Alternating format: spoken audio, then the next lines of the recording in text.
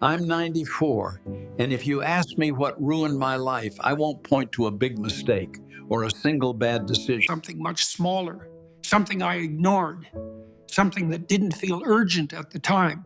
And that's the dangerous part, because the things that destroy your life rarely feel dangerous in the moment. They feel small, manageable, easy to deal with later. I used to believe that as long as I was doing the important things, working hard, providing for my family, keeping cat, I used to believe that as long as I was doing the important things, working hard, providing for my family, keeping cat, everything stable, then everything else would take care of itself. I thought love could wait. I thought attention could wait. I thought being present could wait. And I was wrong. My wife tried to warn me, not once, not twice, many times. But she wasn't loud about it. She didn't scream or argue the way people expect. She spoke quietly, calmly. And maybe that's why I didn't listen, because it didn't feel like an emergency. It didn't feel like something that needed to be fixed right away. I was 38 when she first said it. I remember the moment clearly now, even though I ignored it back then. She was standing in the kitchen, holding a dish towel, and she said, "I feel like I'm doing this alone." That was it. No drama, no anger, just a simple sentence. And I didn't even stop what I was doing. I didn't look up. I didn't ask her what she meant. I just said, "I'm doing this for us," and move on. That sentence became my shield. Every time she tried to reach me, I used it. I'm doing this for us. It sounded responsible. It sounded like love. But it wasn't. It was distance disguised as duty. I was always busy, always chasing something, a better position, more money. I was building a future for my family, but the truth is, I was slowly disappearing from their present. I was there physically, but not really there. My body was in the house, but my mind was always somewhere else. Work, plans, stress, the next thing. And over time, something started to change. Not suddenly, not dramatically, just quietly. My wife stopped repeating herself. She stopped asking me to come sit with her. She stopped trying to involve me. At the time, I thought things were getting easier, less pressure, less complaining. I thought, good, things are fine now. But that's the biggest mistake people make. When someone stops asking, it doesn't mean they're okay. It means they've stopped expecting anything from you. My kids changed too, but I didn't notice that either.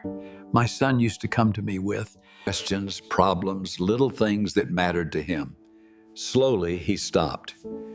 My daughter used to wait for me just to sit and talk, even if it was for a few minutes. That stopped too. They went to their mother for everything. And I told myself that was normal. She's closer to them, I thought. That's how families work. But that wasn't the truth. The truth was much harder to accept. They didn't come to me because I was never really available, not emotionally. And children don't keep trying forever. Eventually, they stop knocking on a door that never opens. Years passed like that, quietly, smoothly from the outside. If you looked at us, you'd think everything was perfect. We had a house, stability, routine, no big fights, no obvious problems. But inside that house, something was fading, something important. And I didn't see it because I wasn't looking. Or maybe I saw it and chose to ignore it because facing it would have required me to change. And I didn't think anything was wrong. I thought I was doing everything right. Then one night, my wife said something that should have changed everything. We were sitting at the table. No argument, no tension, just silence. And she said, "I don't think you live here anymore." I remember laughing, not because it was funny, but because I didn't understand it. I said, "What do you mean? I'm here every day."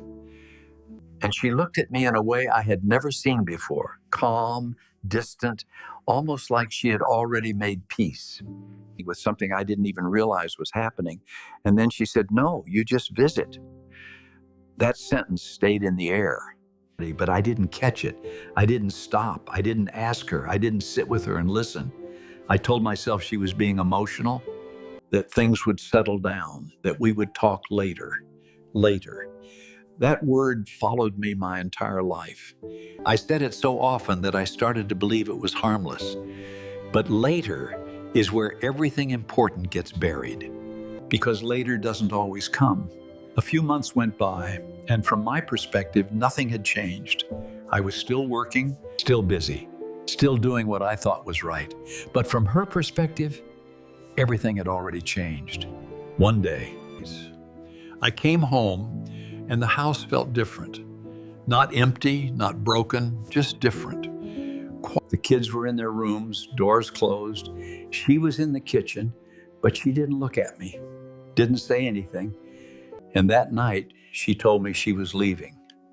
Not asking, not threatening, just telling me, calmly, clearly, like a decision that had already been made a long time ago.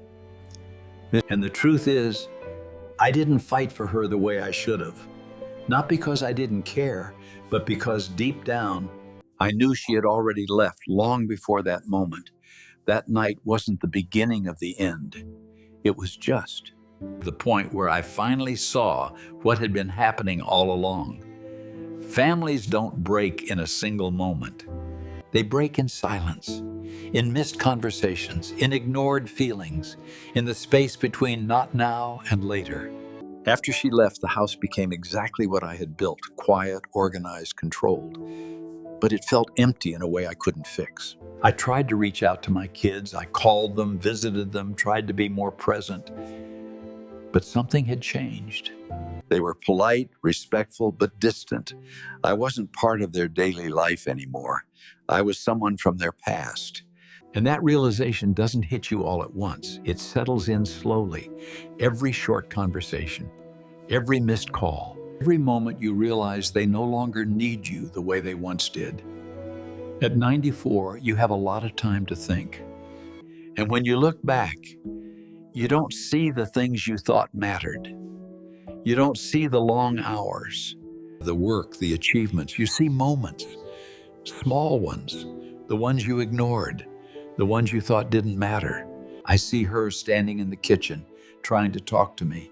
I see my son waiting for me to notice him. I see my daughter hoping I would stay a little longer. And I see myself always saying, not now. There was one sign, just one. Simple, clear, repeated. She felt alone while I was still there. That was the sign. Love ever tells you they feel alone, don't explain it away. Don't justify it. Don't delay it. Stop. Listen. Because that sentence is not just a complaint. It's a warning. And warnings don't last forever. I'm 94. I ignored one small sign, and it cost me my family. If you still have time, don't wait. Not for the right moment. Not for things to get easier. Because by the time you realize what you've lost, it's already too late.